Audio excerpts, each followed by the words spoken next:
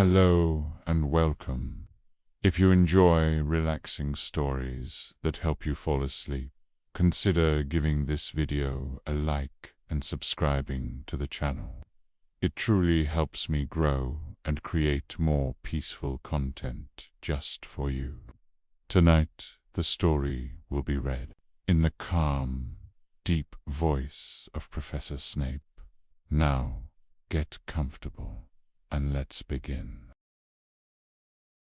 "The 4 clever brothers, dear children," said a poor man to his 4 sons. "I have nothing to give you. You must go out into the wide world and try your luck.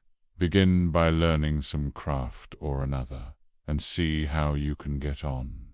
So the 4 brothers took their walking sticks in their hands, and their little bundles on their shoulders, and after bidding their father good-bye, went all out at the gate together.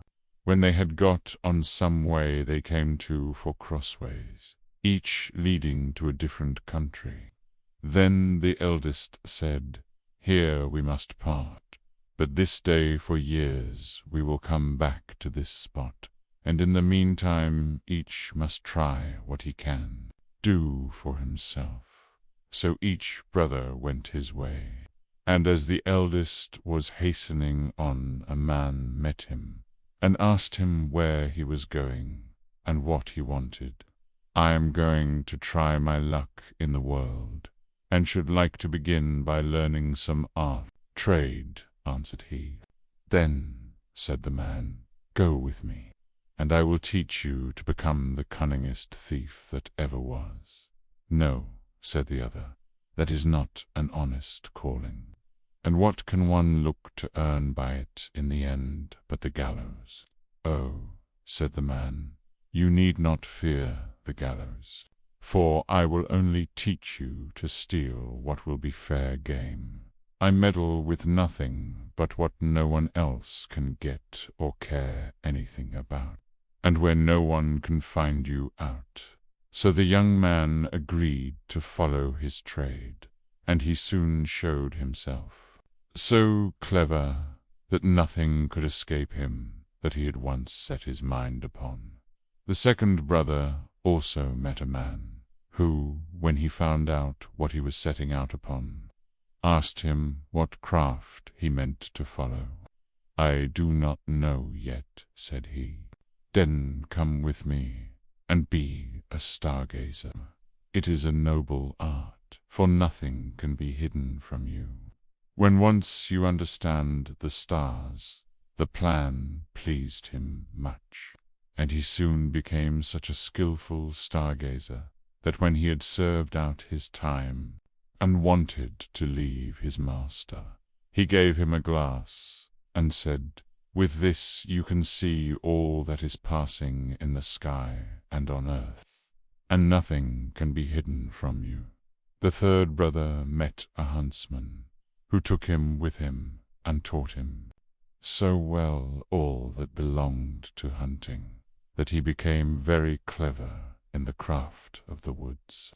And when he left his master, he gave him a bow and said, "Whatever you shoot at with this bow, you will be sure to hit the youngest brother likewise." Met a man who asked him what he wished to do. "Would not you like," said he, "to be a tailor?" "Oh, no," said the young man. "Sitting cross-legged from morning to night, working backwards and forwards with a needle and goose, will never suit me." "Oh," answered the man, "that is not my sort of tailoring. Come with me, and you will learn quite another kind of craft from that," not knowing what better to do. He came into the plan and learnt tailoring from the beginning. And when he left his master, he gave him a needle and said, "You can sew anything with this, be it as soft as an egg or as hard as steel, and the joint will be so fine that no seam will be seen after the space of 4 years."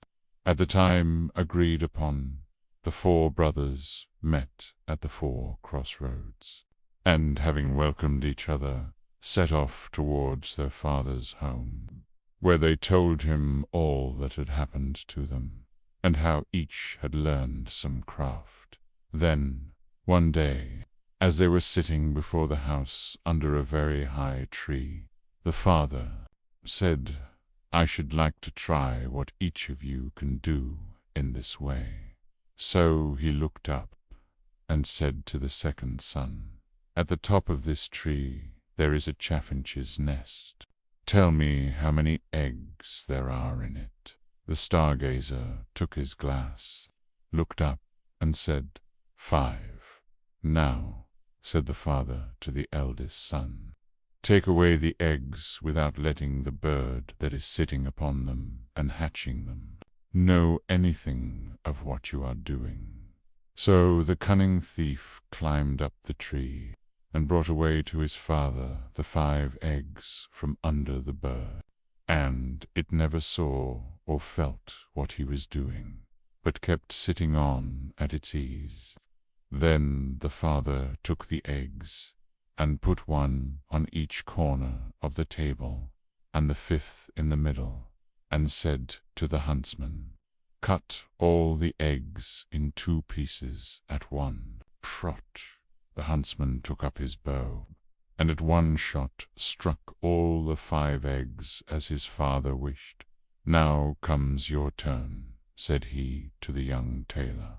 "Sew the eggs and the young birds in them together again, so neatly that the shot shall have done them no harm." Then the tailor took his needle and sewed the eggs as he was told, and when he had done, the thief was sent to take them back to the nest and put them under the bird without its knowing it. Then she went on sitting and hatched them, and in a few days they crawled out and had only a little red streak across their necks, where the tailor had sewn them together. "Well done, sons," said the old man. "You have made good use of your time, and learnt something worth the knowing.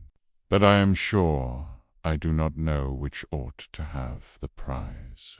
Oh, that a time might soon come for you to turn your skill to some account."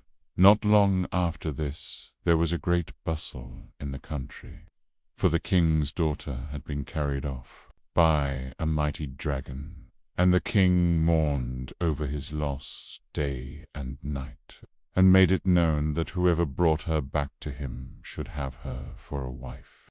Then the 4 brothers said to each other, "Here is a chance for us. Let us try what we can do." And they agreed to see whether they could not set the princess free.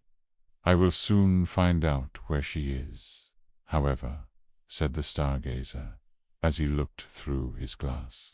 And he soon cried out, "I see her afar off, sitting upon a rock in the sea, and I can spy the dragon close by, guarding her."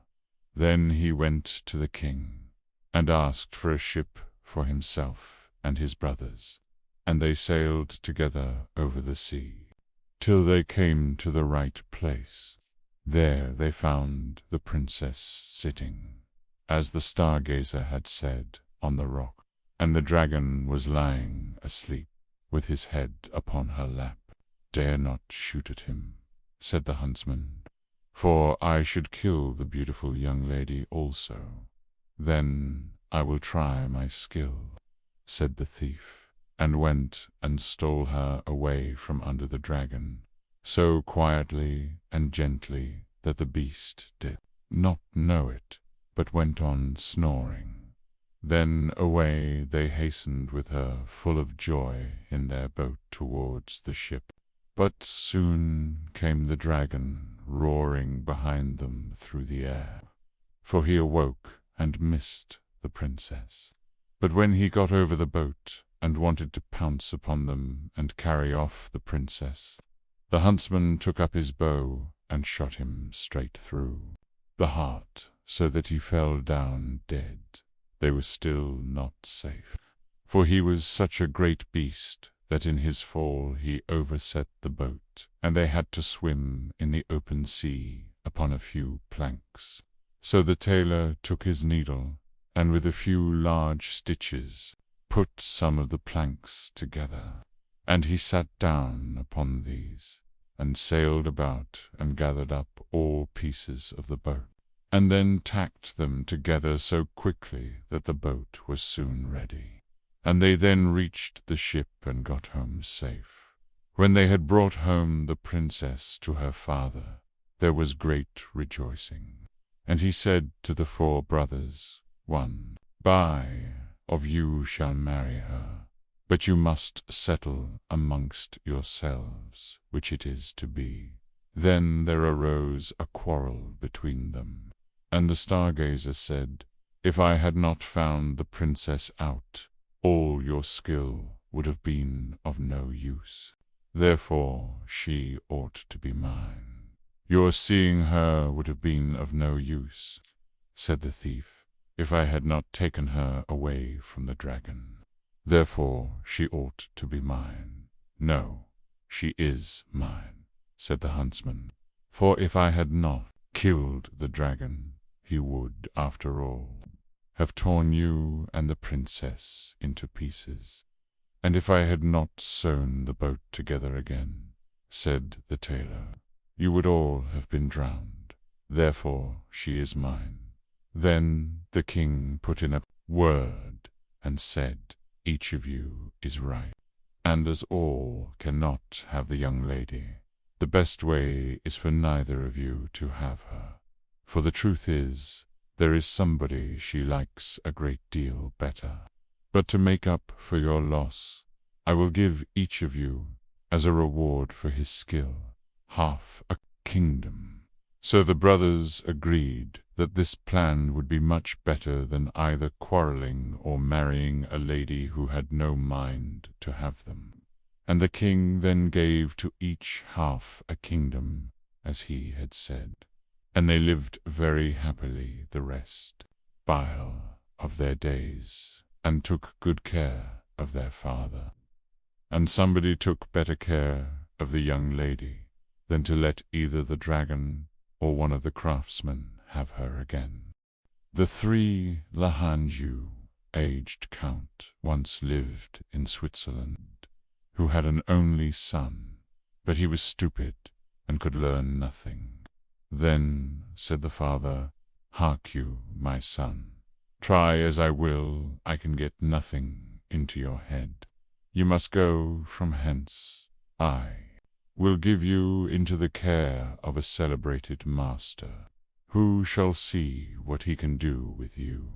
The youth was sent into a strange town, and remained a whole year with the master. At the end of this time, he came home again, and his father asked, Now, my son, what have you learnt? Father, I have learnt what the dogs say when they bark. Lord, have mercy on us, cried the father. Is that all you have learnt? I will send you into another town, to another master. The youth was taken thither, and stayed a year with this master likewise. When he came back, the father again asked, My son, what have you learnt? He answered, Father, I have learnt what the birds say. Then the father fell into a rage and said, Oh, you lost man, you have spent the precious time and learnt nothing. Are you not ashamed to appear before my eyes? I will send you to a 3rd master. But if you learn nothing this time also, I will no longer be your father.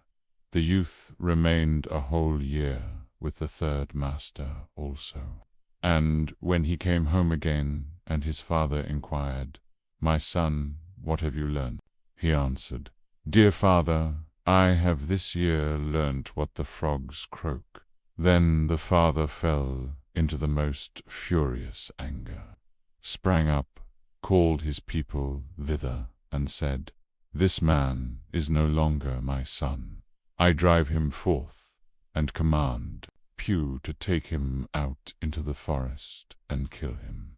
They took him forth, but when they should have killed him, they could not do it for pity, and let him go. And they cut the eyes and tongue out of a deer, that they might carry them to the old man as a token. The youth wandered on, and after some time came to a fortress, where he begged for a night's lodging. "Yes," said the lord of the castle, "if you will pass the night down there in the old tower, go thither. But I warn you, it is at the peril of your life, for it is full of wild dogs, which bark and howl without stopping, and at certain hours a man has to be given to them, whom they at once devour." The whole district was in sorrow and dismay because of them, and yet no one could do anything to stop this. The youth, however, was without fear, and said, "Just let me go down to the barking dogs, and give me something that I can throw to them. They will do nothing to harm me, as he himself would have it so." They gave him some food for the wild animals, and led him down to the tower. When he went inside, the dogs did not bark at him, but wagged their tails quite amicably around him, ate what he set before them, and did not hurt one hair of his head. Next morning, to the astonishment of everyone, he came out again safe and unharmed, and said to the lord of the castle, "The dogs have revealed to me, in their own language, why they dwell there, and bring evil on the land. They are bewitched, and are obliged to watch over a great treasure which is below in the tower, and they can have no rest until it is taken away. And I have likewise learnt from their discourse how that is to be done." Then all who heard this rejoiced, and the lord of the castle said he would adopt him as a son if he accomplished it successfully.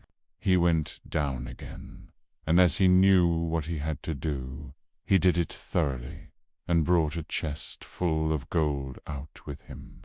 The howling of the wild dogs was henceforth heard no more. They had disappeared, and the country was freed from the trouble. After some time he took it in his head that he would travel to Rome. On the way he passed by a marsh, in which a number of frogs were sitting croaking. He listened to them, and when he became aware of what they were saying, he grew very thoughtful and sad. At last he arrived in Rome, where the Pope had just died, and there was great doubt among the cardinals as to whom they should appoint as his successor. They at length agreed that the person should be chosen as Pope, who should be distinguished by some divine and miraculous token.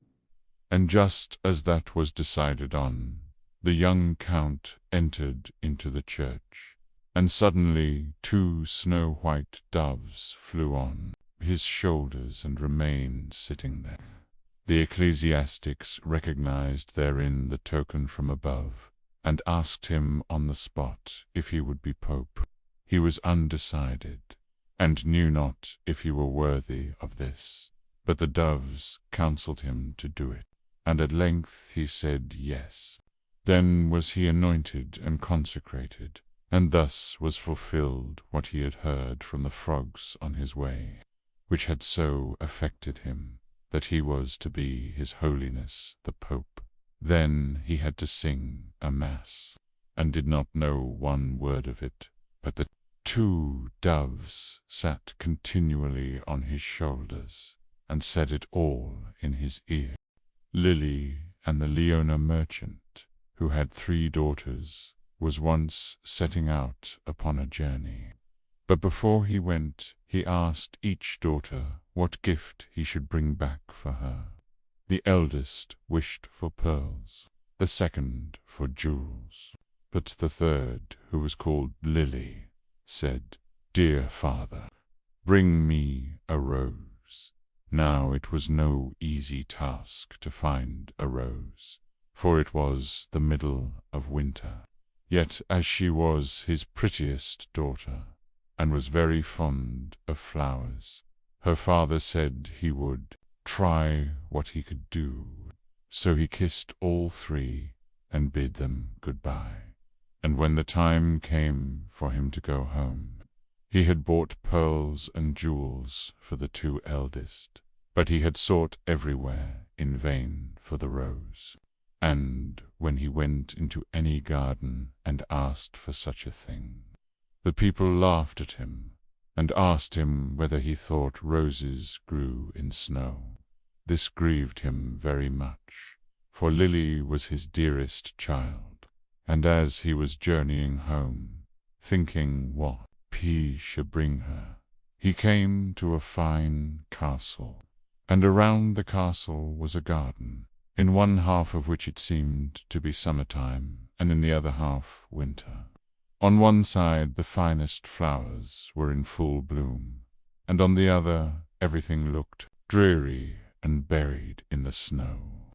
"A lucky hit," said he, as he called to his servant and told him to go to a beautiful bed of roses that was there, and bring him away one of the finest flowers. This done, they were riding away well pleased, when up sprang a fierce lion, and roared out, "Whoever has stolen my roses shall be eaten up alive." Then the man said, "I knew not that the garden belonged to you. Can nothing save my life?" "No," said the lion, "nothing, unless you undertake to give me whatever meets you on your return home. If you agree to this, I will give you your life, and the rose too, for your daughter." But the man was unwilling to do so, and said, "It may be my youngest daughter, who loves me most, and always runs to meet me when I go home." Then the servant was greatly frightened, and said, "It may perhaps be only a cat or a dog." And at last the man yielded with a heavy heart and took the rose, and said he would give the lion whatever should meet him first on his return. And as he came near home, it was Lily, his youngest and dearest daughter, that met him. She came running and kissed him and welcomed him home. And when she saw that he had brought her the rose, she was still more glad. But her father began to be very sorrowful and to weep, saying, "Alas, my dearest child, I have bought this flower at a high price, for I have said I would give you to a wild lion, and when he has you, he will tear you in pieces and eat you." Then he told her all that had happened, and said she should not go, let what would happen. But she comforted him, and said, "Dear father, the word you have given must be kept. I will go to the lion and soothe him. Perhaps he will let me come safe home again." The next morning she asked the way she was to go, and took leave of her father, and went forth with a bold heart into the wood. But the lion was an enchanted prince. By day he and all his court were lions, but in the evening they took their right forms again. And when Lily came to the castle, he welcomed her so courteously that she agreed to marry him. The wedding feast was held, and they lived happily together a long time. The prince was only to be seen as soon as evening came, and then he held his court. But every morning he left his bride, and went away by himself, she knew not whither, till the night came again. After some time he said to her, "Tomorrow there will be a great feast in your father's house, for your eldest sister is to be married. And if you wish to go and visit her, my lions shall lead you thither." Then she rejoiced much at the thoughts of seeing her father once more, and set out with the lions. And everyone was overjoyed to see her, for they had thought her dead long since. But she told them how happy she was, and stayed till the feast was over, and then went back to the wood. Her second sister was soon after married, and when Lily was asked to go to the wedding, she said to the prince, "I will not go alone. This time you must go with me." But he would not, and said that it would be a very hazardous thing, for if the least ray of the torchlight should fall upon him, his enchantment would become still worse, for he should be changed into a dove, and be forced to wander about the world for 7 long years. However, she gave him no rest, and said she would take care no light should fall upon him. So at last they set out together, and took with them their little child. And she chose a large hall with thick walls for him to sit in, while the wedding torches were lighted. But, unluckily, no one saw that there was a crack in the door. Then the wedding was held with great pomp, but as the train came from the church, and passed with the torches before the hall, a very small ray of light fell upon the prince. In a moment he disappeared, and when his wife came in and looked for him, she found only a white dove.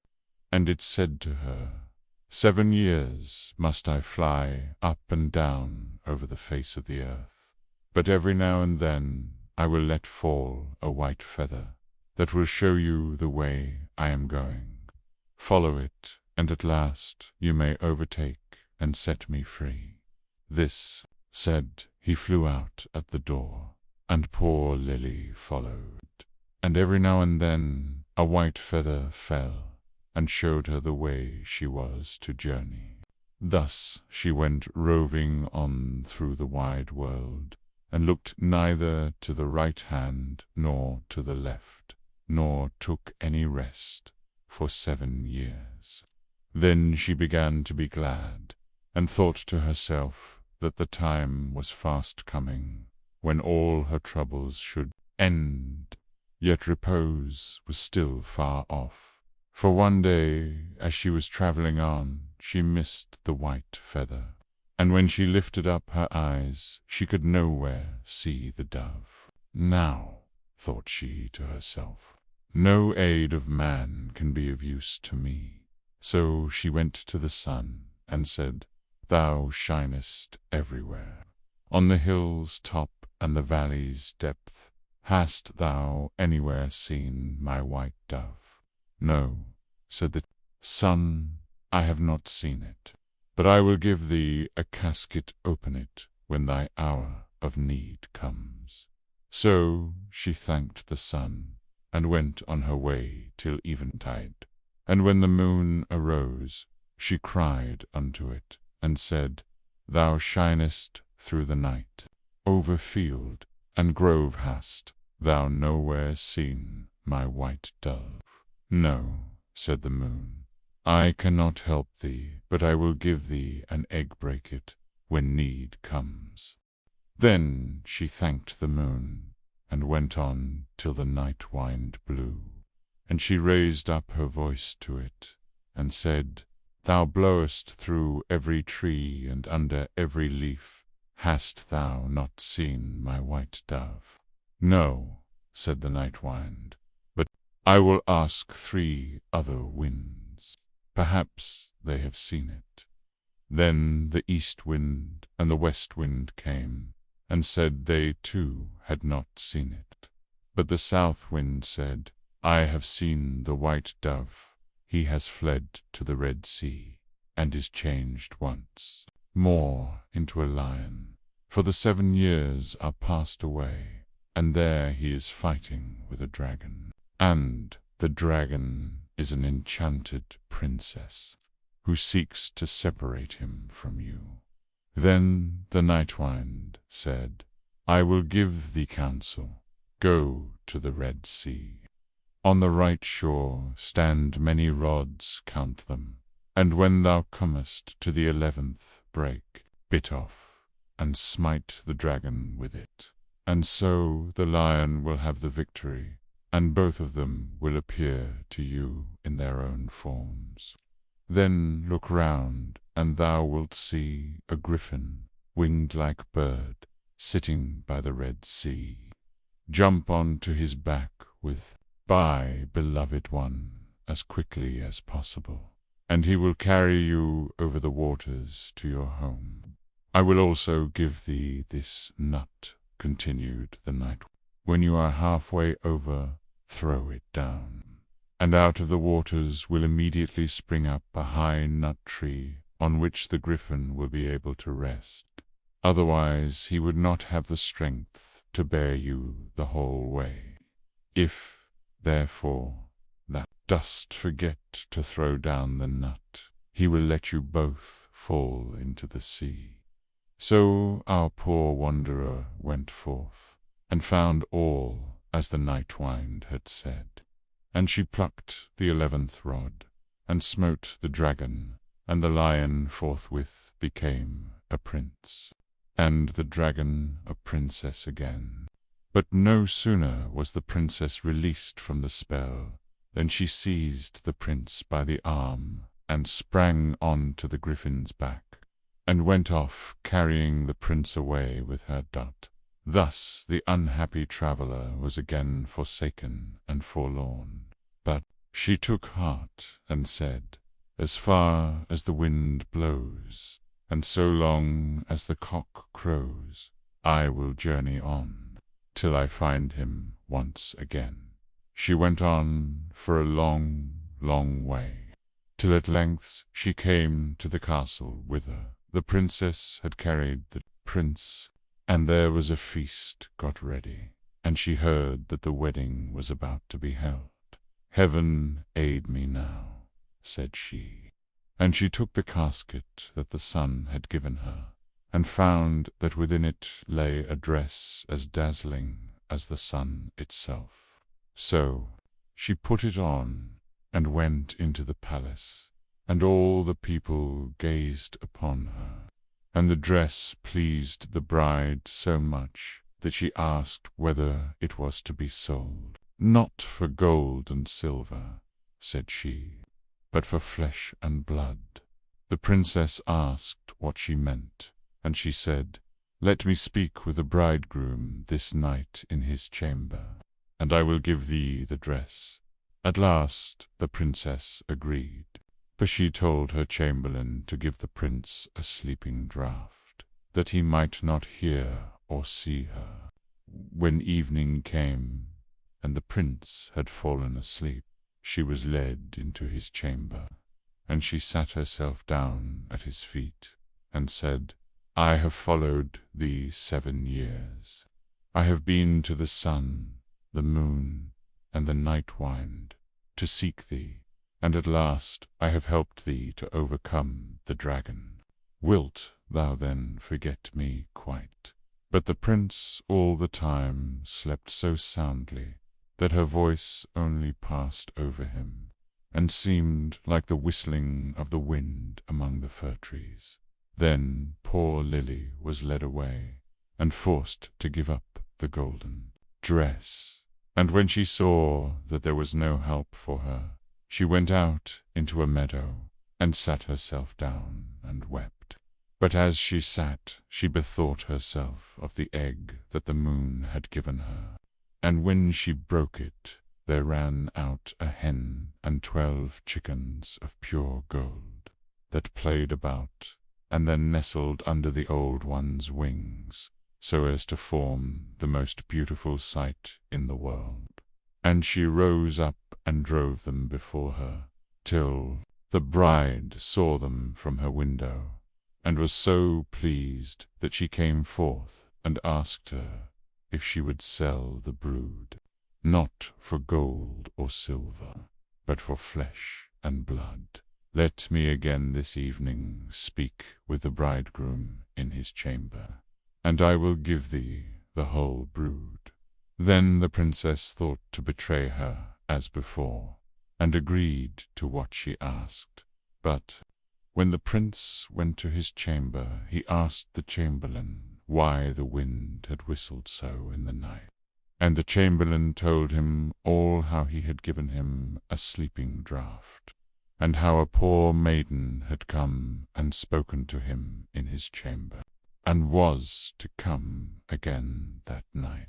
Then the prince took care to throw away the sleeping draught, and when Lily came and began again to tell him what woes had befallen her, and how faithful and true to him she had been, he knew his beloved wife's voice, and sprang up and said, "You have awakened me as from a dream, for the strange princess had thrown a spell around me, so that I had altogether forgotten you. But heaven hath sent you to me in a lucky hour."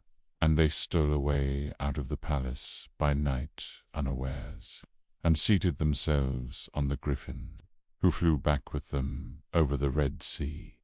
When they were halfway across, Lily let the nut fall into water, and immediately a large nut tree arose from the sea, whereon the griffin rested for a while, and then carried them safely home. There they found their child, now grown up to be comely and fair, and after all their troubles they lived heartily together to the end of their days. Clever Hans, the mother of Hans, said, "Whither away, Hans?" Hans answered, "To Gretel. Behave well, Hans." "Oh, I'll behave well. Goodbye, mother." "Goodbye, Hans." Hans comes to Gretel. "Good day, Gretel." "Good day." "Hans, what do you bring that is good?"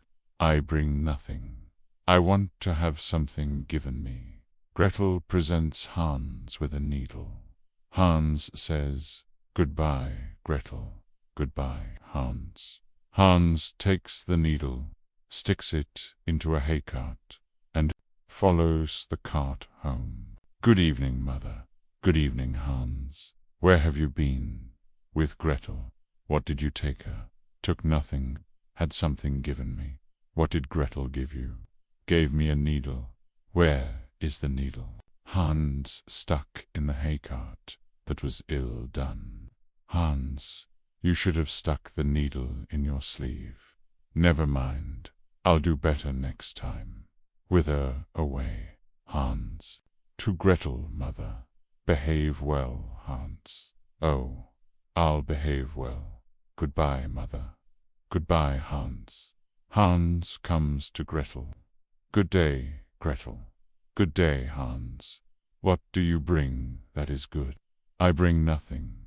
I want to have something given to me." Gretel presents Hans with a knife. "Goodbye, Gretel." "Goodbye, Hans." Hans takes the knife, sticks it in his sleeve, and goes home. "Good evening, mother."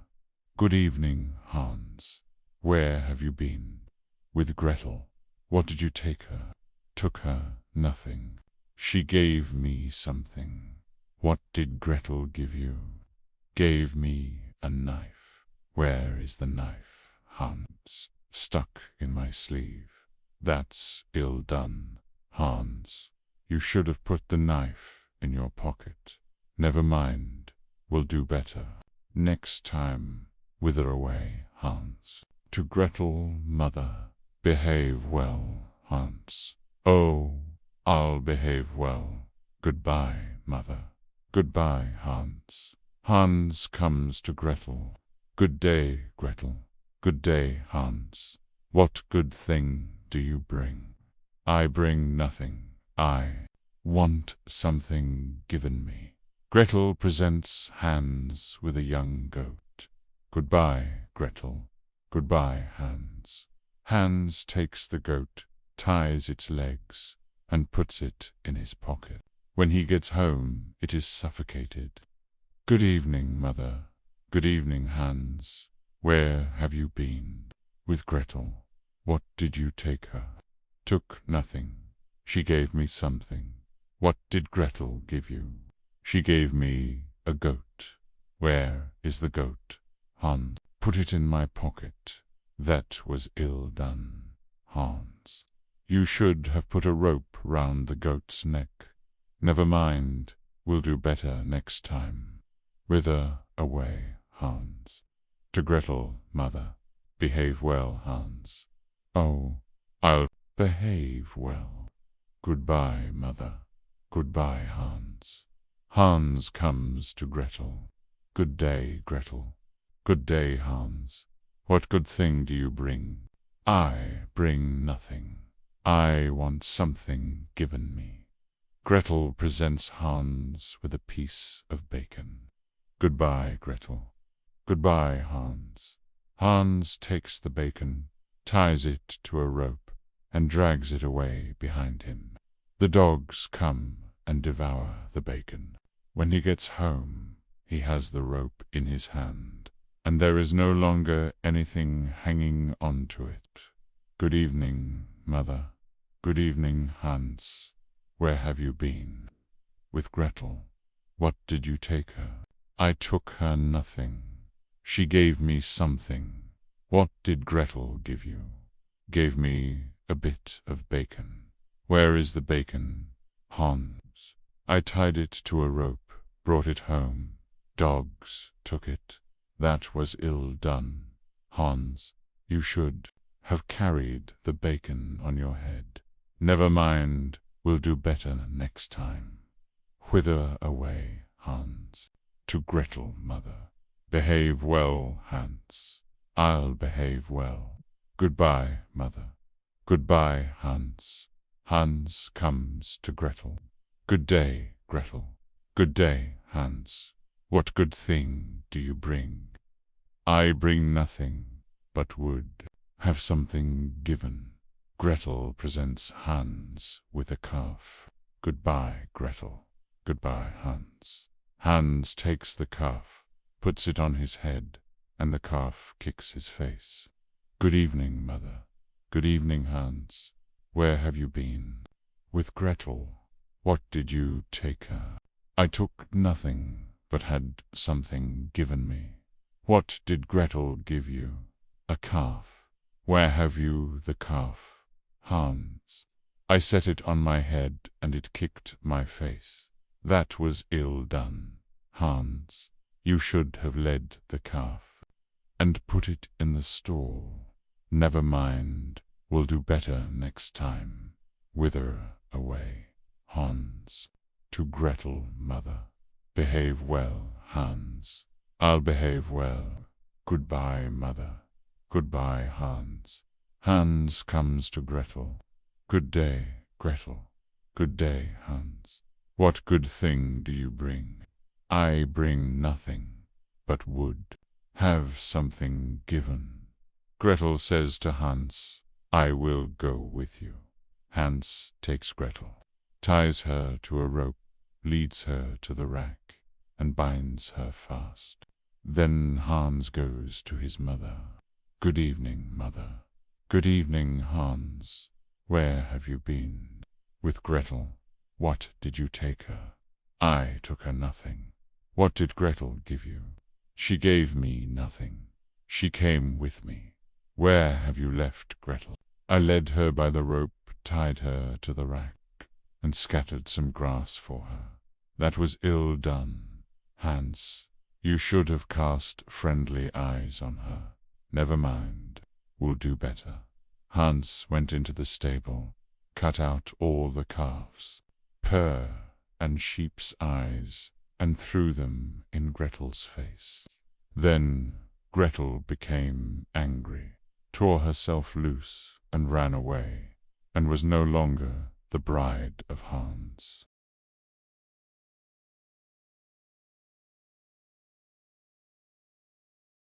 The Blue Laght.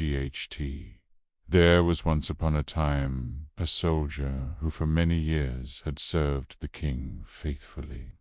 but when the war came to an end could serve no longer because of the many wounds which he had received. The king said to him, "You may return to your home. I need you no longer, and you will not receive any more money, for he only receives wages who renders me service for them."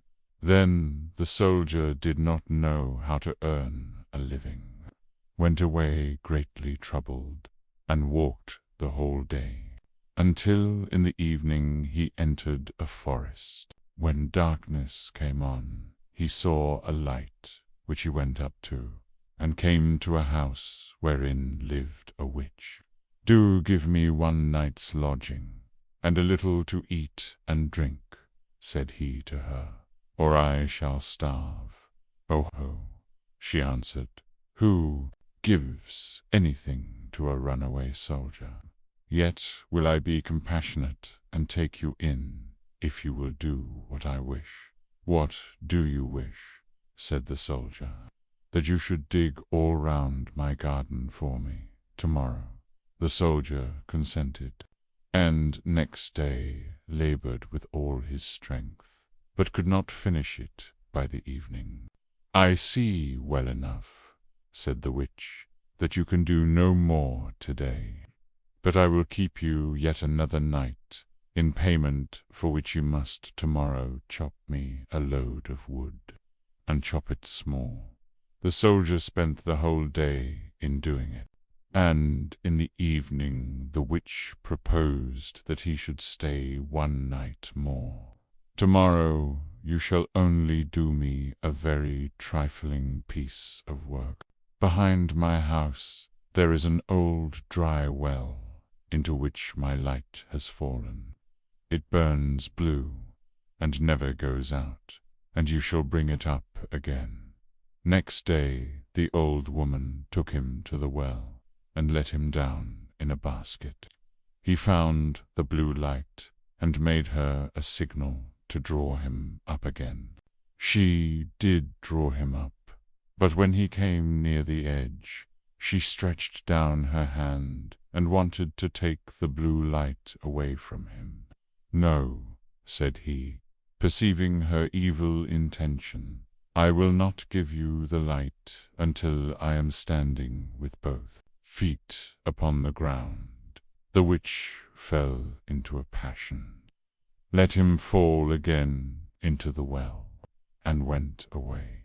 The poor soldier fell without injury on the moist ground, and the blue light went on burning. But of what use was that to him? He saw very well that he could not escape death.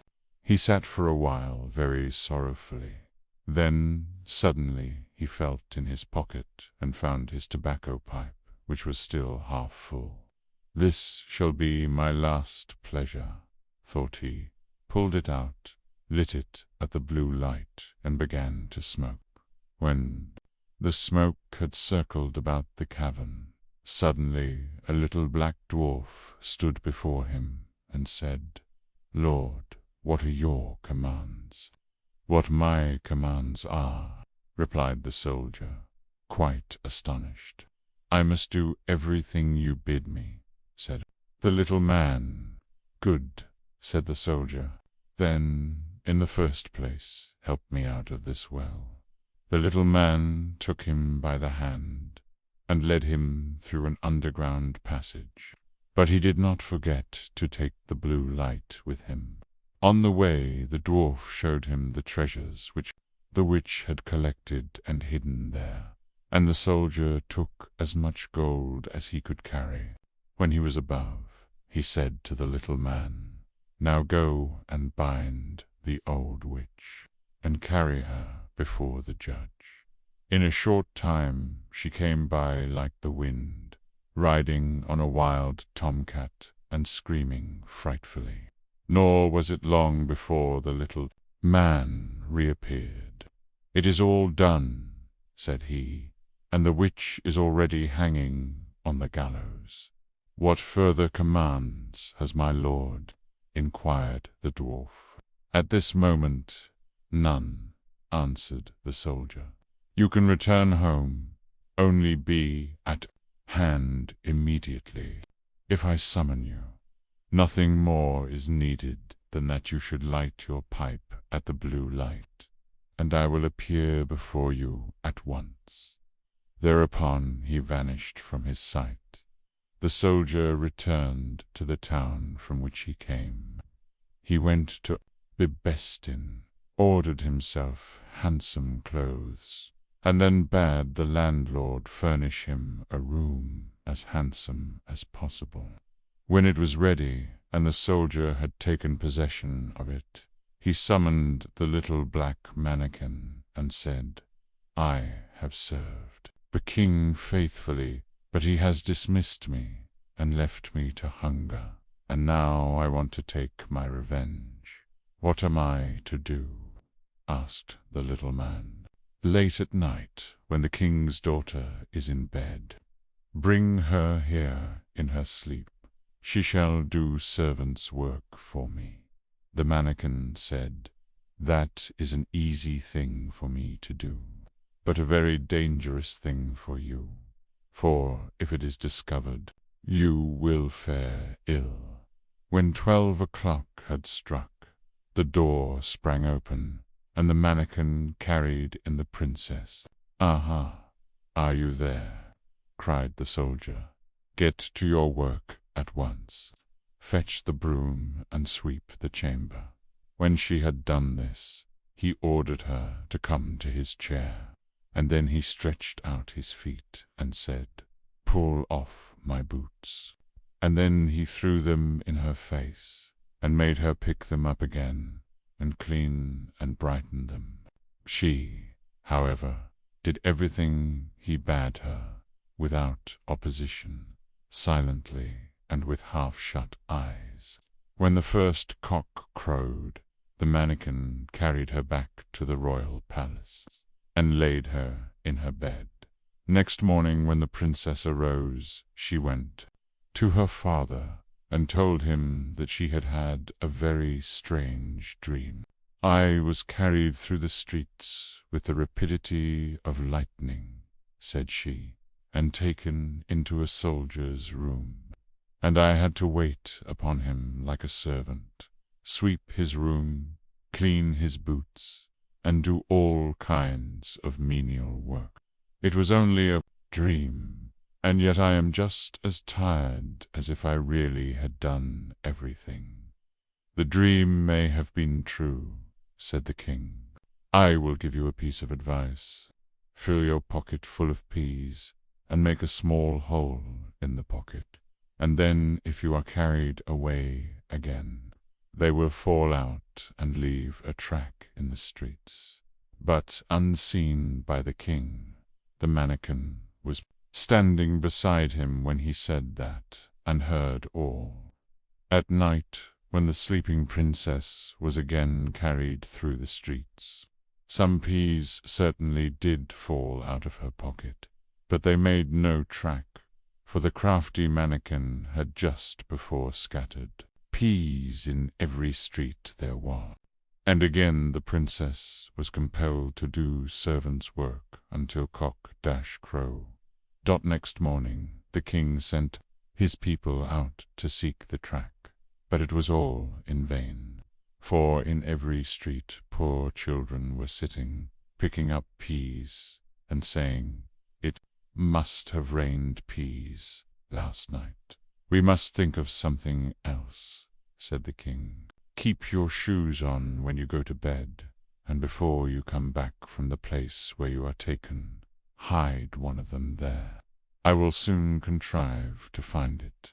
The black mannequin heard this plot, and at night, when the soldier again ordered Pin to bring the princess, revealed it to him, and told him that he knew of no expedient to counteract this stratagem, and that if the shoe were found in the soldier's house, it would go badly with him.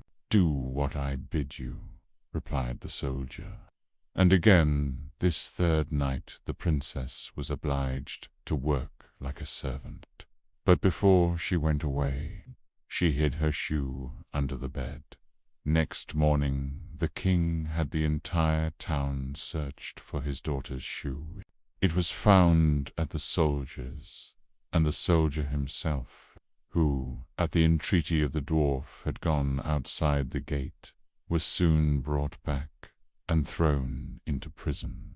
In his flight he had forgotten the most valuable things he had, the blue light, pand, and the gold, and had only 1 ducat in his pocket, and now loaded with chains. He was standing at the window of his dungeon, when he chanced to see one of his comrades passing by. The soldier tapped at the pane of glass, and when this man came up, said to him, "Be so kind as to fetch me the small bundle I have left lying in the inn, and I will give you a ducat for doing it." His comrade ran thither and brought him what he wanted. As soon as the soldier was alone again, he lighted his pipe and summoned the black mannikin. "Have no fear," said the latter to his master. "Go wheresoever they take you, and let them do what they will. Only take the blue light with you." Next day the soldier was tried, and though he had done nothing wicked, the judge condemned him to death. When he was led forth to die, he begged a last favor of the king. "What is it?" asked the king. "That I may smoke 1 more pipe on my way." "You may smoke 3, answered the king, "but do not imagine that I will spare your life." Then the soldier pulled out his pipe and lighted it at the blue light, and as soon as a few wreaths of smoke had ascended, the mannikin was there with a small cudgel in his hand, and said, "What does my lord command?" "Strike down to earth that false judge there, and his constable, and spare not the king who has treated me so ill." Then the mannikin fell on them like lightning, darting this way and that way, and whosoever was so much as touched by his cudgel fell to earth, and did not venture to stir again. The king was terrified. He threw himself on the soldier's mercy, and merely to be allowed to live at all, gave him his kingdom for his own, and his daughter to wife. The Vienna was once a queen who had a little daughter, still too young to run alone. One day the child was very troublesome, and the mother could not quiet it, do what she would.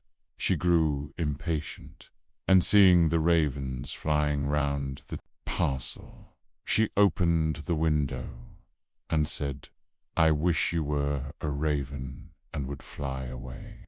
Then I should have a little peace." Scarcely were the words out of her mouth, when the child in her arms was turned into a raven and flew away from her, through the open window. The bird took its flight to a dark wood and remained there for a long time, and meanwhile the parents could hear nothing of their child. Long after this, a man was making his way through the wood when he heard a raven calling, and he followed the sound of the voice. As he drew near, the raven said, "I am by birth a king's daughter, but am now under the spell of some enchantment. You can, however, set me free." "What am I to do?" he asked. She replied, "Go farther into the wood until you come to a house wherein lives an old woman. She will offer you food and drink, but you must not take of either. If you do, you will fall into a deep sleep and will not be able to help me. In the garden behind the house is a large tan heap, and on that you must stand and watch for me. I shall drive there in my carriage at 2 o'clock in the afternoon for 3 successive days. The first day it will be drawn by 4 white, the second by 4 chestnut, and the last by 4 black horses. But if you fail to keep awake and I find you sleeping, I shall not be set free." The man promised to do all that she wished, but the raven said, "Alas, I know even now that you will take something from the woman and be unable to save me." The man assured her again that he would on no account touch a thing to eat or drink. When he came to the house and went inside, the old woman met him and said, "Poor man, how tired you are. Come in and rest, and let me give you something to eat and drink." "No," answered the man, "I will neither eat nor drink." But she would not leave him alone, and urged him, saying, "If you will not eat anything, at least you might take a draught of wine. One drink counts for nothing." And at last he allowed himself to be persuaded, and drank. As it drew towards the appointed hour, he went outside into the garden and mounted the tan heap to await the raven. Suddenly a feeling of fatigue came over him, and unable to resist it, he lay down for a little while, fully determined, however, to keep awake. But in another minute his eyes closed of their own accord, and he fell into such a deep sleep that all the noises in the world would not have awakened him. At 2 o'clock the raven came driving along, drawn by her 4 white horses, but even before she reached the spot, she said to herself, sighing, "I know he has fallen asleep." When she entered the garden, there she found him as she had feared, lying on the tan heap, fast asleep. She got out of her carriage and went to him. She called him and shook him, but it was all in vain. He still continued sleeping. The next day at noon, the old woman came to him again with food and drink which he at first refused. At last, overcome by her persistent entreaties that he would take something, he lifted the glass and drank again. Towards 2 o'clock he went into the garden and on to the tan heap to watch for the raven. He had not been there long before he began to feel so tired that his limbs seemed hardly able to support him, and he could not stand upright any longer. So again he lay down and fell fast asleep. As the raven drove along her 4 chestnut horses, she said sorrowfully to herself, "I know he has fallen asleep." She went as before to look for him, but he slept, and it was impossible to awaken him. That the following day the old woman said to him, "What is this? You are not eating or drinking anything. Do you want to kill yourself?" He answered, "I may not and will not either eat or drink." But she put down the dish of food and the glass of wine in front of him, and when he smelt the wine, he was unable to resist the temptation, and took a deep draught. When the hour came round again, he went as usual on to the tan heap in the garden to await the king's daughter. But he felt even more overcome with weariness than on the 2 previous days, and throwing himself down, he slept like a log. At 2 o'clock the raven could be seen approaching, and this time her coachman and everything about her, as well as her horses, were black. She was sadder than ever as she drove along, and said mournfully, "I know he has fallen asleep, and will not be able to set me free." She found him sleeping heavily, and all her efforts to awaken him were of no avail. Then she placed beside him a loaf and some meat and a flask of wine, of such a kind that however much he took of them, they would never grow less. After that she drew a gold ring, on which her name was engraved, off her finger, and put it upon one of his. Finally, she laid a letter near him, in which, after giving him particulars of the food and drink she had left for him, she finished with the following words: "I see that as long as you remain here, you will never be able to set me free. If, however, you still wish to do so, come to the golden castle of Stromberg. This is well within your power to accomplish." She then returned to her carriage and drove to the golden castle of Stromberg.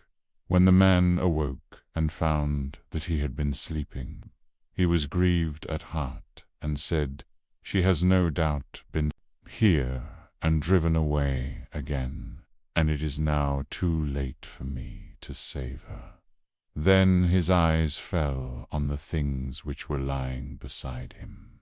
He read the letter and knew from it all that had happened. He rose up without delay, eager to start on his way and to reach the castle of Stromberg. But he had no idea in which direction he ought to go.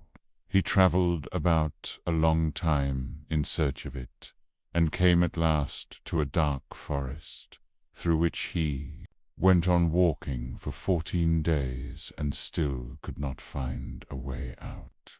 Once more the night came on, and worn out he lay down under a bush and fell asleep.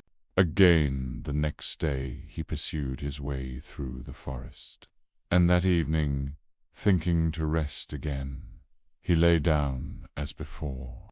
But he heard such a howling and wailing that he found it impossible to sleep. He waited till it was darker and people had begun to light up their houses, and then, seeing a little glimmer ahead of him, he went towards it.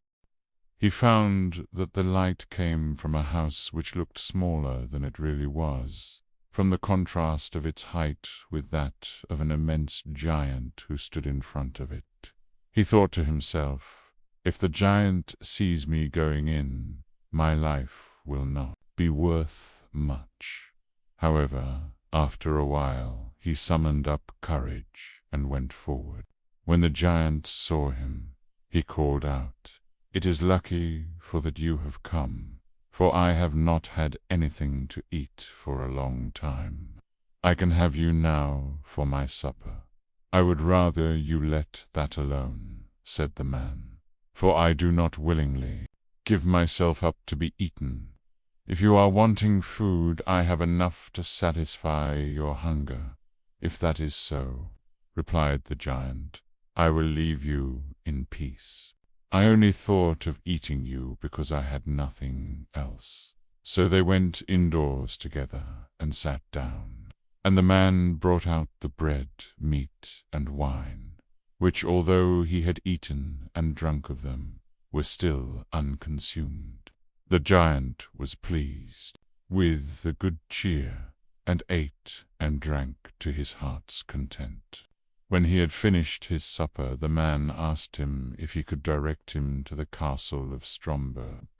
The giant said, "I will look on my map. On it are marked all the towns, villages, and houses." So he fetched his map and looked for the castle, but could not find it. "Never mind," he said, "I have larger maps upstairs in the cupboard. We will look on those." But they searched in vain, for the castle was not marked even on these. The man now thought he should like to continue his journey, but the giant begged him to remain for a day or two longer until the return of his brother, who was away in search of provisions. When the brother came home, they asked him about the castle of Stromberg, and he told them he would look on his own maps as soon as he had eaten and appeased his hunger. Accordingly, when he had finished his supper, they all went up together to his room and looked through his maps, but the castle was not to be found. Then he fetched other older maps, and they went on looking for the castle, until at last they found it, but it was many thousand miles away. "How shall I be able to get there?" asked the man. "I have 2 hours to spare," said the giant, "and I will carry you into the neighborhood of the castle. I must then return to look after the child who is in our care."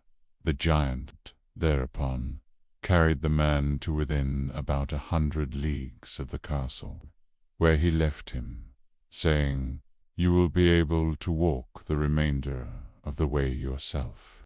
The man journeyed on day and night till he reached the golden castle of Stromberg. He found it situated, however, on a glass mountain, and looking up from the foot, he saw the enchanted maiden drive round her castle and then go inside. He was overjoyed to see her, and longed to get to the top of the mountain. But the sides were so slippery that every time he attempted to climb, he fell back again. When he saw that it was impossible to reach her, he was greatly grieved, and said to himself, "I will remain here and wait for her." So he built himself a little hut, and there he sat and watched for a whole year, and every day he saw the king's daughter driving round her castle, but still was unable to get nearer to her, looking out from his hut. One day he saw 3 robbers fighting, and he called out to them, "God be with you." They stopped when they heard the call, but looking round and seeing nobody, they went on again with their fighting, which now became more furious. "God be with you," he cried again, and again they paused and looked about, but seeing no one, went back to their fighting. A 3rd time he called out, "God be with you," and then, thinking he should like to know the cause of dispute between the 3 men, he went out and asked them why they were fighting so angrily with one another. One of them said that he had found a stick, and that he had but to strike it against any door through which he wished to pass, and it immediately flew open. Another told him that he had found a cloak which rendered its wearer invisible, and the 3rd had caught a horse which would carry its rider over any obstacle, and even up the glass mountain. They had been unable to decide whether they would keep together and have the things in common, or whether they would separate. On hearing this, the man said, "I will give you something in exchange for those 3 things. Not money, for that I have not got, but something that is of far more value. I must first, however, prove whether all you have told me about your 3 things is true." The robbers, therefore, made him get on the horse, and handed him the stick and the cloak. And when he had put this round him, he was no longer visible. Then he fell upon them with the stick, and beat them one after another, crying, "There, you idle vagabonds, you have got what you deserve. Are you satisfied now?" After this he rode up the glass mountain. When he reached the gate of the castle, he found it closed, but he gave it a blow with his stick, and it flew wide open at once, and he passed through. He mounted the steps and entered the room where the maiden was sitting, with a golden goblet full of wine in front of her. She could not see him, for he still wore his cloak. He took the ring which she had given him off his finger, and threw it into the goblet, so that it rang as it touched the bottom. "That is my own ring," she exclaimed, "and if that is so, the man must also be here who is coming to set me free." She sought for him about the castle, but could find him nowhere. Meanwhile he had gone outside again and mounted his horse and thrown off the cloak. When therefore she came to the castle gate, she saw him, and cried aloud for joy. Then he dismounted and took her in his arms, and she kissed him, and said, "Now you have indeed set me free, and tomorrow we will celebrate our marriage." The juniper tree long ago, some 2,000 years or so, there lived a rich man with a good and beautiful wife. They loved each other dearly, but sorrowed much that they had no children. So greatly did they desire to have one, that the wife prayed for it day and night, but still they remained childless. In front of the house there was a court in which grew a juniper tree. One winter's day the wife stood under the tree to peel some apples, and as she was peeling them, she cut her finger, and the blood fell on the snow. "Ah," sighed the woman heavily, "if I had but a child, as red as blood and as white as snow." And as she spoke the words, her heart grew light within her, and it seemed to her that her wish was granted, and she returned to the house feeling glad and comforted. A month passed, and the snow had all disappeared. Then another month went by, and all the earth was green. So the months followed one another, and first the trees budded in the woods, and soon the green branches grew thickly intertwined, and then the blossoms began to fall. Once again the wife stood under the juniper tree, and it was so full of sweet scent that her heart leaped for joy, and she was so overcome with her happiness that she fell on her knees. Presently the fruit became round and firm, and she was glad and at peace. But when they were fully ripe, she picked the berries and ate eagerly of them, and then she grew sad and ill. A little while later she called her husband, and said to him, weeping, "If I die, bury me under the juniper tree." Then she felt comforted and happy again. And before another month had passed, she had a little child, and when she saw that it was as white as snow and as red as blood, her joy was so great that she died. Her husband buried her under the juniper tree, and wept bitterly for her. By degrees, however, his sorrow grew less, and although at times he still grieved over his loss, he was able to go about as usual, and later on he married again. He now had a little daughter born to him. The child of his first wife was a boy, who was as red as blood and as white as snow.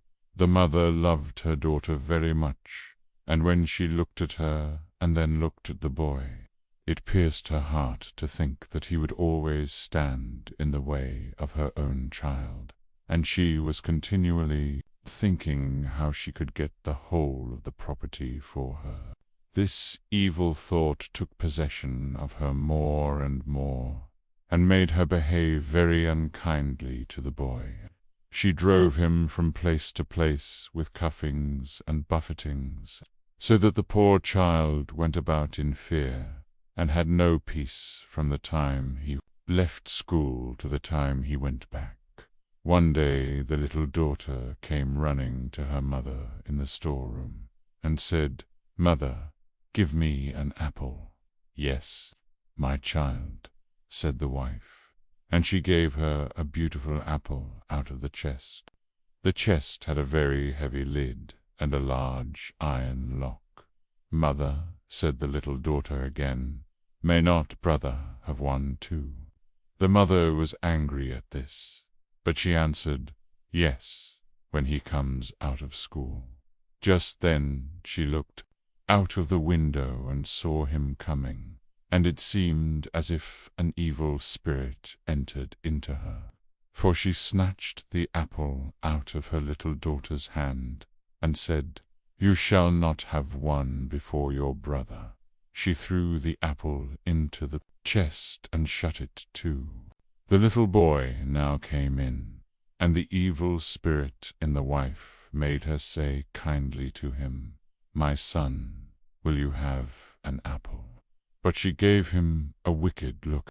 "Mother," said the boy, "how dreadful you look. Yes, give me an apple."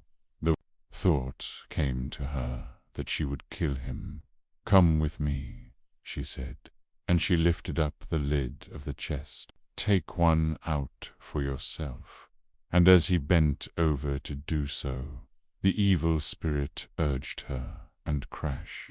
Down went the lid, and off went the little boy's head. Then she was overwhelmed with fear at the thought of what she had done. "If only I can prevent anyone knowing that I did it," she thought. So she went upstairs to her room, and took a white handkerchief out of her top drawer. Then she set the boy's head again on his shoulders, and bound it with the handkerchief so that nothing could be seen, and placed him on a chair by the door with an apple in his hand. Soon after this, little Marlene came up to her mother, who was stirring a pot of boiling water over the fire, and said, "Mother, brother is sitting by the door with an apple in his hand, and he looks so pale. And when I asked him to give me the apple, he did not answer, and that frightened me." "Go to him again," said her mother, "and if he does not answer, give him a box on the ear." So little Marlene went, and said, "Brother, give me that apple." But he did not say a word. Then she gave him a box on the ear, and his head rolled off. She was so terrified at this that she ran crying and screaming to her mother. "Oh," she said, "I have knocked off brother's head." And then she wept, and nothing would stop her. "What have you done?" said her mother. "But no one must know about it, so you must keep silence. What is done can't be undone. We will make him into puddings." And she took the little boy and cut him up, made him into puddings, and put him in the pot. But Marlene stood looking on, and wept, and her tears fell into the pot, so that there was no need of salt. Presently the father came home and sat down to his dinner. He asked, "Where is my son?" The mother said nothing, but gave Tin a large dish of black pudding, and Marlene still wept without ceasing. The father again asked, "Where is my son?" "Oh," answered the wife, "he is gone into the country to his mother's great uncle. He is going to stay there some time. What has he gone there for? And he never even said goodbye to me." "Well, he likes being there, and he told me he should be away quite 6 weeks. He is well looked after there. I feel very unhappy about it," said the husband, "in case it should not be all right, and he ought to have said goodbye to me." With this he went on with his dinner, and said, "Little Marlene, why do you weep? Brother will soon be back." Then he asked his wife for more pudding, and as he ate, he threw the bones under the table.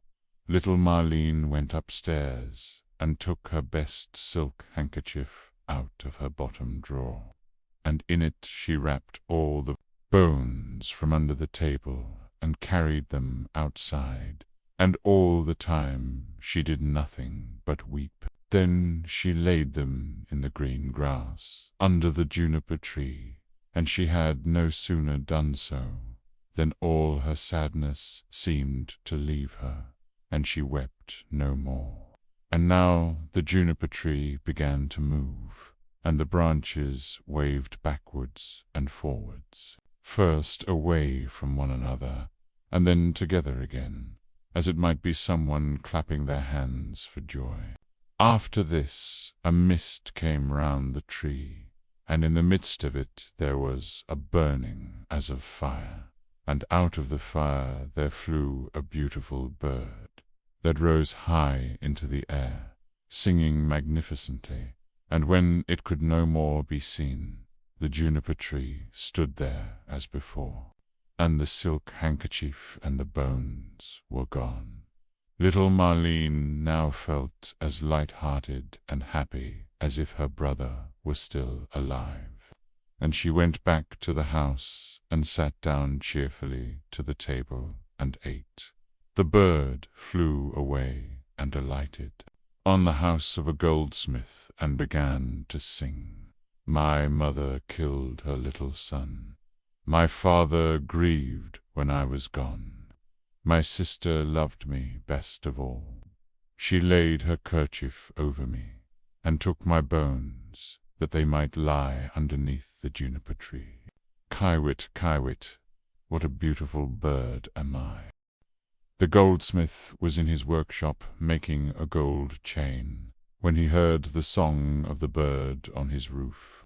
He thought it so beautiful that he got up and ran out, and as he crossed the threshold he lost one of his slippers.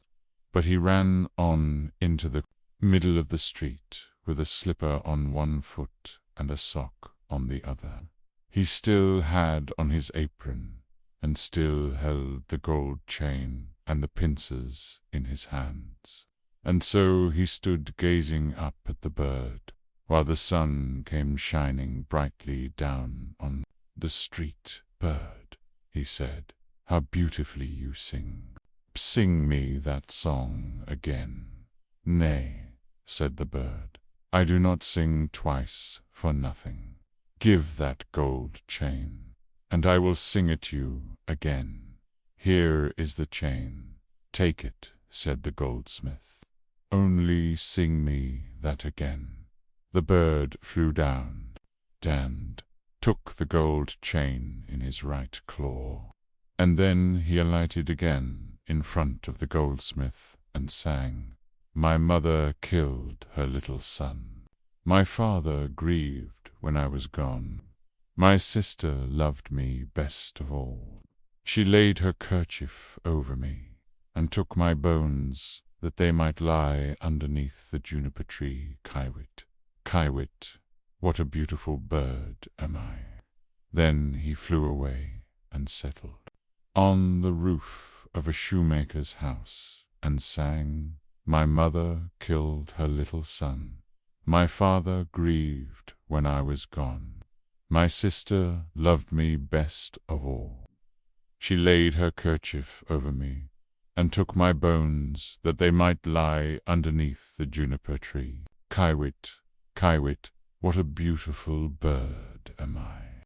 The shoemaker heard him, and he jumped up and ran out in his shirt sleeves, and stood looking up at the bird on the roof, with his hand over his eyes, to keep himself from being blinded by the sun. Bird, he said, how beautifully you sing. Then he called through the door to his wife, Wife, come out. Here is a bird.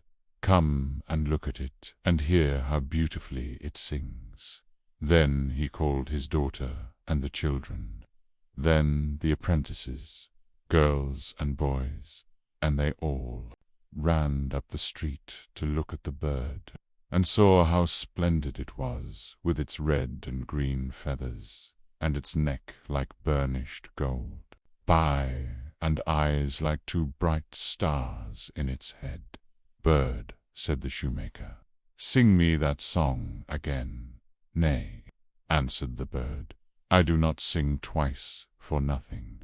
You must give me something. Wife, said the man, go into the garret. On the upper shelf you will see a pair of red shoes. Bring them to me. The wife went in and fetched the shoes. There, bird, said the shoemaker. "Now sing me that song again." The bird flew down and took the red shoes in his left claw. And then he went back to the roof and sang, "My mother killed her little son. My father grieved when I was gone. My sister loved me best of all. She laid her kerchief over me and took my bones that they might lie underneath the juniper tree. Kiwit, Kiwit, what a beautiful bird am I." When he had finished, he flew away. He had the chain in his right claw and the shoes in his left. And he flew right away to a mill, and the mill went click-clack, click-clack, click-clack. Inside the mill were 20 of the miller's men hewing a stone. And as they went hick-hack, hick-hack, the mill went click-clack, click-clack, click-clack. The bird settled on a lime tree in front of the mill and sang, "My mother killed her little son." Then one of the men left off, "My father grieved when I was gone." 2 more men left off and listened, "My sister loved me best of all." Then 4 more left off, "She laid her kerchief over me and took my bones that they might lie." Now there were only 8 at work underneath, and now only 5. The juniper-tree. And now only 1. Kiwit, Kiwit, what a beautiful bird am I.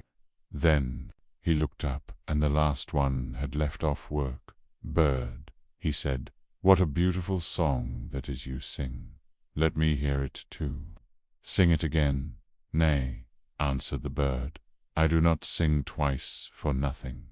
Give me that millstone, and I will sing it again, if it belonged to me alone." Said the man, "You should have it." "Yes, yes," said the others. "If he will sing again, he can have it."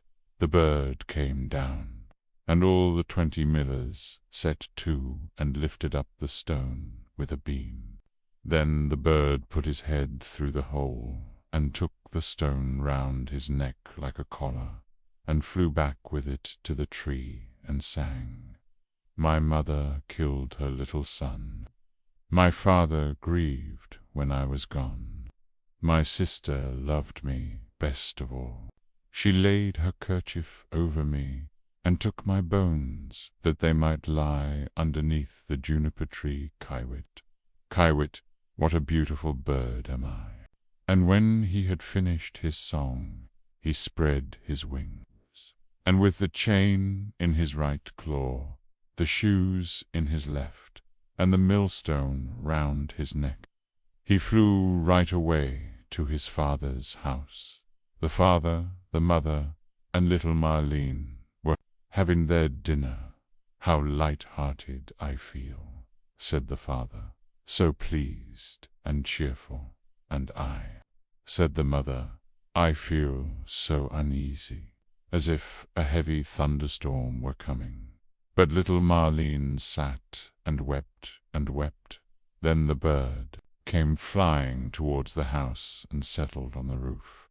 "I do feel so happy," said the father, "and how beautifully the sun shines. I feel just as if I were going to see an old friend again."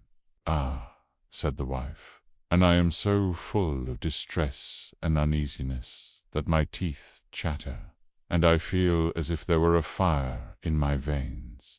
And she tore open her dress and all, the while little Marlene sat in the corner and wept, and the plate on her knees was wet with her tears.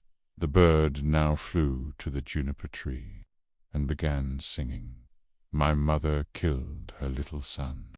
The mother shut her eyes and her ears, that she might see and hear nothing. But there was a roaring sound in her ears like that of a violent storm, and in her eyes a burning and flashing like lightning. "My father grieved when I was gone." "Look, mother," said the man, at the beautiful bird that is singing so magnificently, and how warm and bright the sun is, and what a delicious scent of spice in the air. My sister loved me best of all. Then little Marlene laid her head down on her knees and sobbed. I must go outside and see the bird nearer, said the man. Ah, do not go, cried the wife. I feel as if the whole house were in flames. But the man went out and looked at the bird.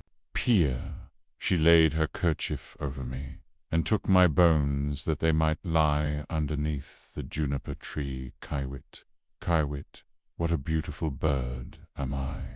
With that the bird let fall the gold chain, and it fell just round the man's neck, so that it fitted him exactly. He went inside and said, See, what a splendid bird that is. He has given me this beautiful gold chain, and looks so beautiful himself. But the wife was in such fear and trouble that she fell on the floor, and her cap fell from her head. Then the bird began again.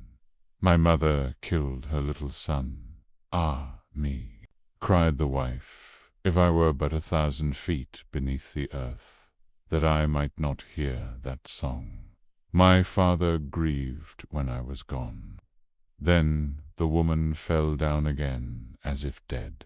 My sister loved me best of all. Well, said little Marlene, I will go out too and see if the bird will give me anything. So she went out. She laid her kerchief over me, and took my bones that they might lie on. He threw down the shoes to her, underneath the juniper tree. Kiwit, Kiwit, what a beautiful bird am I. And she now felt quite happy and light-hearted. She put on the shoes and danced and jumped about in them. I was so miserable, she said, when I came out, but that has all passed away. That is indeed a splendid bird, and he has given me a pair of red shoes. The wife sprang up, with her hair standing out from her head like flames of fire. Then I will go out too, she said, and see if it will lighten my misery, for I feel as if the world were coming to an end. But as she crossed the threshold, crash, the bird threw the millstone down on her head, and she was crushed to death. The father and little Marlene heard the sound and ran out, but they only saw mist and flame and fire rising from the spot. And when these had passed, there stood the little brother, and he took the father and little Marlene by the hand. Then they all three rejoiced, and went inside together, and sat down to their dinners, and ate. The elves and the shomak. There was once a shoemaker, who worked very hard and was very honest. But still he could not earn enough to live upon, and at last all he had in the world was gone, save just leather enough to make 1 pair of shoes. Then he cut his leather out, all ready to make up the next day, meaning to rise early in the morning to his work. His conscience was clear, and his heart light amidst all his troubles. So he went peaceably to bed, left all his cares to heaven, and soon fell asleep. In the morning, after he had said his prayers, he sat himself down to his work, when, to his great wonder, there stood the shoes all ready made upon the table. The good man knew not what to say or think at such an odd thing happening. He looked at the workmanship. There was not one false stitch in the whole job. All was so neat and true that it was quite a masterpiece. The same day a customer came in. Bend, The shoes suited him so well that he willingly paid a price higher than usual for them. And the poor shoemaker with the money bought leather enough to make 2 pairs more.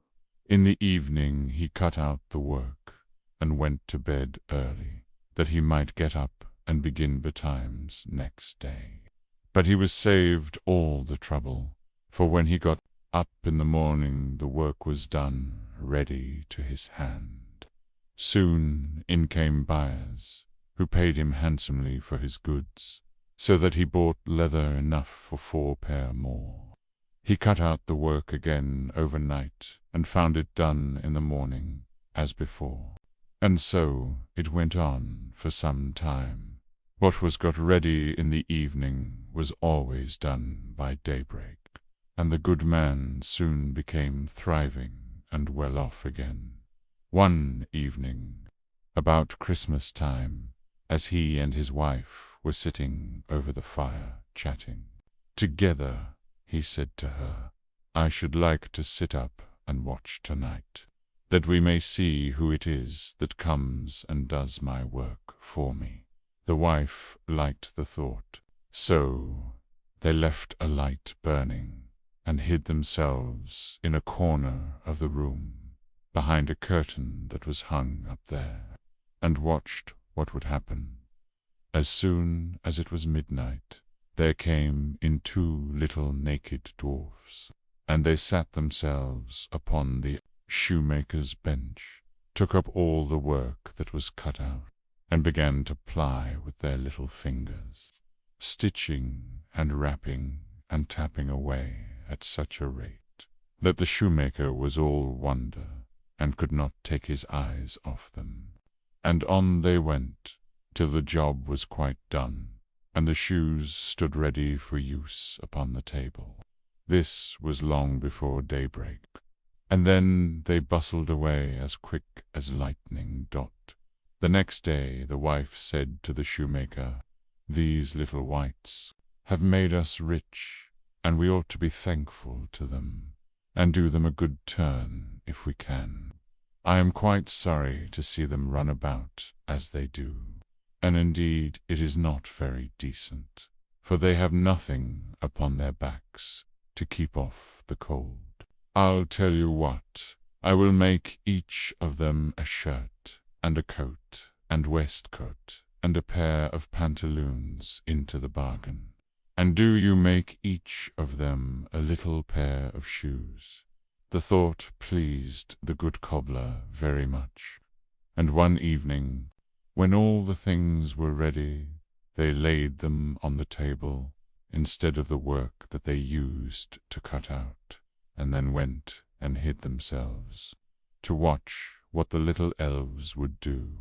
About midnight in they came, dancing and skipping, hopped round the room, and then went to sit down to their work as usual.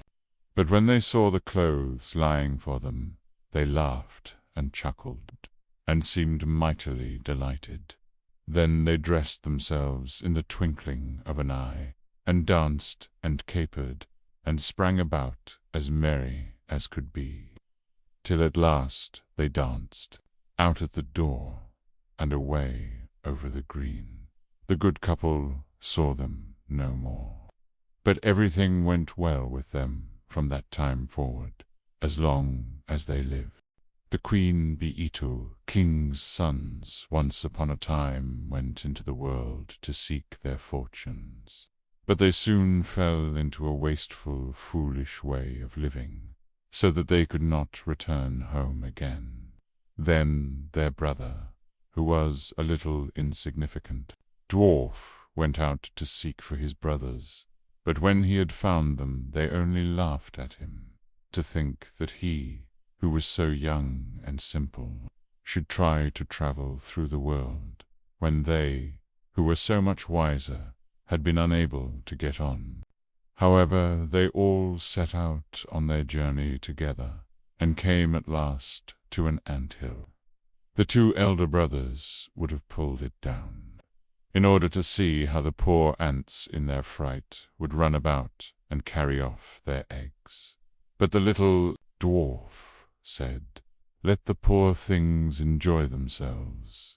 I will not suffer you to trouble them." So on they went, and came to a lake where many, many ducks were swimming about. The two brothers wanted to catch two and roast them, but the dwarf said, "Let the poor things enjoy themselves. You shall not kill them."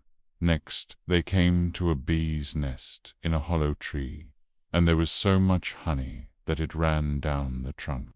And the two brothers wanted to light a fire under the tree and kill the bees, so as to get their honey. But the dwarf held them back and said, "Let the pretty insects enjoy themselves. I cannot let you burn them." At length the three brothers came to a castle, and as they passed by the stables they saw fine horses standing there, but all were bar of marble, and no man was to be seen. Then they went through all the rooms, till they came to a door on which were 3 locks, but in the middle of the door was a wicket, so that they could look into the next room. There they saw a little grey old man sitting at a table, and they called to him once or twice, but he did not hear. However, they called a 3rd time, and then he rose and came out to them. He said nothing, but took hold of them and led them to a beautiful table covered with all sorts of good things. And when they had eaten and drunk, he showed each of them to a bedchamber. The next morning he came to the eldest and took him to a marble table, where there were 3 tablets, containing an account of the means by which the castle might be disenchanted. The first tablet said, "In the wood, under the moss, lie the 1,000 pearls belonging to the king's daughter. They must all be found, and if one be missing by set of sun, he who seeks them will be turned into marble." The eldest brother set out and sought for the pearls the whole day. But the evening came, and he had not found the first 100. So he was turned into stone, as the tablet had foretold. The next day the second brother undertook the task, but he succeeded no better than the first, for he could only find the second 100 of the pearls, and therefore he too was turned into stone. At last came the little dwarf's turn, and he looked in the moss, but it was so hard to find the pearls, and the job was so tiresome. So he sat down upon a stone and cried. And as he sat there, the king of the ants, whose life he had saved, came to help him, with 5,000 ants. And it was not long before they had found all the pearls and laid them in a heap. The second tablet said, "The key of the princess's bedchamber must be fished up out of the lake." And as the dwarf came to the brink of it, he saw the 2 ducks whose lives he had saved swimming about, and they dived down and soon brought in the key from the bottom. The 3rd task was the hardest. It was to choose out the youngest and the best of the king's 3 daughters. Now they were all beautiful, and all exactly alike, but he was told that the eldest had eaten a piece of sugar, the next some sweet syrup, and the youngest a spoonful of honey. So he was to guess which it was that had eaten the honey dot. Then came the queen of the bees, who had been saved by the little dwarf from the fire, and she tried the lips of all 3. But at last she sat upon the lips of the one that had eaten the honey, and so the dwarf knew which was the youngest. Thus the spell was broken, and all who had been turned into stones awoke and took their proper forms, and the dwarf married the youngest and the best of the princesses, and was king after her father's death. But his 2 brothers married the other 2 sisters. The Wolf and the 7 Little Kids *. There was once upon a time an old goat who had 7 little kids, and loved them with all the love of a mother for her children. One day she wanted to go into the forest and fetch some food, so she called all 7 to her and said, "Dear children, I have to go into the forest. Be on your guard against the wolf. If he comes in, he will devour you all, skin, hair, and everything. The wretch often disguises himself, but you will know him at once by put his rough voice and his black feet." The kids said, "Dear mother, we will take good care of ourselves. You may go away without any anxiety." Then the old one bleated, and went on her way with an easy mind. It was not long before someone knocked at the house door and called, "Open the door, dear children. Your mother is here, and has brought something back with her for each of you." But the little kids knew that it was the wolf by the rough voice. "We will not open the door," cried they. "You are not our mother. She has a soft, pleasant voice, but your voice is rough. You are the wolf." Then the wolf went away to a shopkeeper and bought himself a great lump of chalk, ate this, and made his voice soft with it. Then he came back, knocked at the door of the house, and called, "Open the door, dear children. Your mother is here, and has brought something back with her for each of you." But the wolf had laid his black paws against the window, and the children saw them and cried, "We will not open the door. Our mother has not black feet like you. You are the wolf." Then the wolf ran to a baker and said, "I have hurt my feet. Rub some dough over them for me." And when the baker had rubbed his feet over, he ran to the miller and said, "Strew some white meal over my feet for me." The miller thought to himself, "The wolf wants to deceive someone," and refused. But the wolf said, "If you will not do it, I will devour you." Then the miller was afraid, and made his paws white for him. Truly, this is the way of mankind. So now the wretch went for the 3rd time to the house door, knocked at it, and said, "Open the door for me, children. Your dear little mother has come home, and has brought every one of you something back from the forest with her." The little kids cried, "First show us your paws, that we may know if you are our dear little mother." Then he put his paws in through the window, and when the kids saw that they were white, they believed that all he said was true, and opened the door. But who should come in but the wolf? They were terrified and wanted to hide themselves. One sprang under the table, the second into the bed, the third into the stove, the fourth into the kitchen, the fifth into the cupboard, the sixth under the washing bowl, and the 7th into the clock case. But the wolf found them all, and used no great ceremony. One after the other he swallowed them down his throat. The youngest, who was in the clock case, was the only one he did not find. When the wolf had satisfied his appetite, he took himself off, laid himself down under a tree in the green meadow outside, and began to sleep.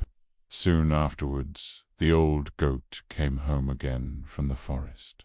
Ah, what a sight she saw there! The house door stood wide open. The table, chairs, and benches were thrown down, The washing bowl lay broken to pieces, and the quilts and pillows were pulled off the bed. She sought her children, but they were nowhere to be found. She called them one after another by name, but no one answered. At last, when she came to the youngest, a soft voice cried, "Dear mother, I am in the clock case." She took the kid out, and it told her that the wolf had come and had eaten all the others. Then you may imagine how she wept over her poor children. At length, in her grief, she went out, and the youngest kid ran with her. When they came to the meadow, there lay the wolf by the tree, and snored so loud that the branches shook. She looked at him on every side, and saw that something was moving and struggling in his gorged belly. "Ah, heavens," she said, "is it possible that my poor children, whom he has swallowed down for his supper, can be still alive?" Then the kid had to run home and fetch scissors and a needle and thread, and the goat cut open the monster's stomach, and hardly had she made one cut than one little kid thrust its head out, and when she had cut farther, all 6 sprang out one after another, and were all still alive, and had suffered no injury whatever, for in his greediness the monster had swallowed them down whole. What rejoicing there was! They embraced their dear mother, and jumped like a tailor at his wet. The mother, however, said, "Now go and look for some big stones, and we will fill the wicked beast's stomach with them while he is still asleep." Then the 7 kids dragged the stones thither with all speed, and put as many of them into this stomach as they could get in. And the mother sewed him up again in the greatest haste, so that he was not aware of anything, and never once stirred. When the wolf at length had had his fill of sleep, he got on his legs, and as the stones in his stomach made him very thirsty, he wanted to go to a well to drink. But when he began to walk and to move about, the stones in his stomach knocked against each other and rattled. Then cried he, "What rumbles and tumbles against my poor bones? I thought 'twas 6 kids, but it feels like big stones." And when he got to the well and stooped over the water to drink, the heavy stones made him fall in, and he drowned miserably. When the 7 kids saw that, they came running to the spot and cried aloud, "The wolf is dead! The wolf is dead!" and danced for joy round about the well with their mother. The Tu and Ip, there were 2 brothers who were both soldiers. The one was rich and the other poor. The poor man thought he would try to better himself. So, pulling off his red coat, he became a gardener, and dug his ground well, and sowed turnips. When the seed came up, there was one plant bigger than all the rest, and it kept getting larger and larger, and seemed as if it would never cease growing, so that it might have been called the Prince of Turnips, for there never was such a one seen before, and never will again. At last it was so big that it filled a cart, and 2 oxen could hardly draw it, and the gardener knew not what in the world to do with it, nor whether it would be a blessing or a curse to him. One day he said to himself, "What shall I do with it? If I sell it, it will bring no more than another, and for eating the little turnips are better than this. The best thing, perhaps, is to carry it and give it to the king as a mark of respect." Then he yoked his oxen, and drew the turnip to the court, and gave it to the king. What a wonderful thing! said the king. "I have seen many strange things, but such a monster as this I never saw. Where did you get the seed? Or is it only your good luck? If so, you are a true child of fortune." "Ah, no," answered the gardener. "I am no child of fortune. I am a poor soldier who never could get enough to live upon. So I laid aside my red coat and set to work tilling the ground.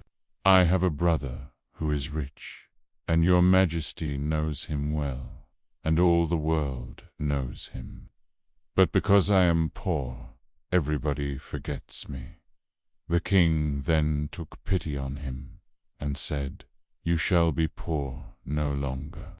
I will give you so much that you shall be even richer than your brother."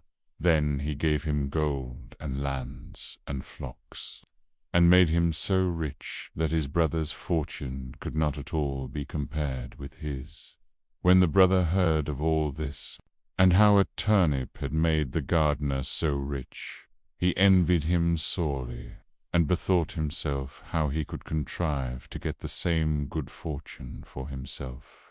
However, he determined to manage more cleverly than his brother, and got together a rich present of gold and fine horses for the king, and thought he must have a much larger gift in return.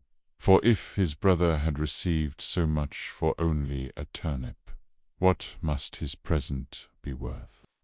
The king took the gift very graciously, and said he knew not what to give in return more valuable and wonderful than the great turnip. So the soldier was forced to put it into a cart and drag it home with him.